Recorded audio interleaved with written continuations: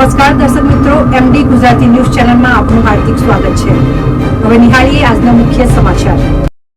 મહેરબાન police commissioner Shri Anupamsinh Gehlot સાહેબ તથા ખાસ પોલીસ કમિશનર શ્રી બાવાંગ જામીર સાહેબ સેક્ટર 1 સુરત શહેર તથા નાયબ પોલીસ કમિશનર શ્રી ભગીરથ ગઢવી સાહેબ ઝોન 2 સુરત શહેર તથા મહેરબાન પોલીસ કમિશનર શ્રી વી.એમ. જાડેજા સાહેબ ડી ડિવિઝન સુરત શહેરનાઓએ સુરત શહેરમાં મિલકત સંબંધી ગુનાઓ ડિટેક્ટ કરવા માટે સૂચના આપેલ, જે અંતર્ગત પોલીસ ઇન્સ્પેક્ટર સાહેબ શ્રી એચ.એસ. આચાર્ય ગોડાદર પોલીસ સ્ટેશનનાઓના સીધા માર્ગદર્શન હેઠળ surveillance in charge police sub inspector Shri M S. Mewada તથા police sub inspector Shri J S. Ramanandi તથા સર્વેલન્સ સ્ટાફના માણસો સાથે ગોડાદર પોલીસ સ્ટેશન વિસ્તારમાં પેટ્રોલિંગમાં હતા. તે દરમિયાન assistant head constable Harvijaysinh Aniruddhsinh તથા assistant police constable Hareshbhai Narsinhbhai નાઓએ મળેલ સંયુક્ત બાતમી હકીકત આધારે આરોપી રાજા શિવકુમાર નાયક, ઉંમર વર્ષ 27, ધંધો રિક્ષા ડ્રાઈવર, રહેઠાણ ઘર નંબર 252, કૈલાસનગર, ચોથી ગલી,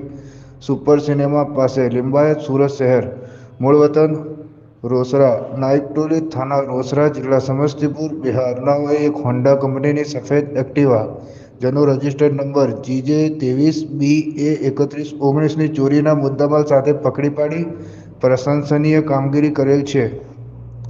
bureau report, MD news Gujarati, Surat.